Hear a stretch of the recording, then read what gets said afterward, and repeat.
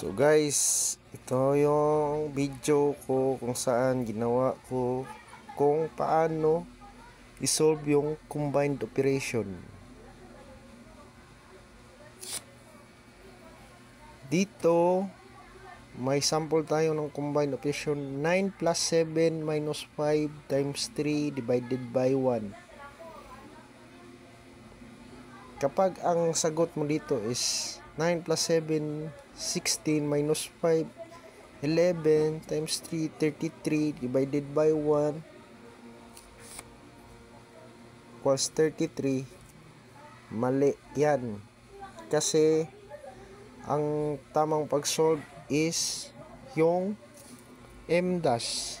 So, nandito yung tamang process.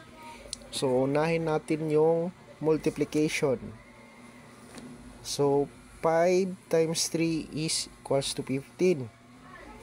Then, division. Bring down muna natin yung divided by 1. Then, addition. 9 plus 7 is equals to 16. Then, una yung division. 15 divided by 1 is equals to 15. Then, lastly, yung subtraction.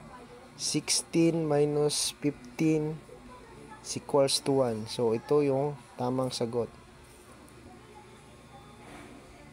So, yun na yun guys.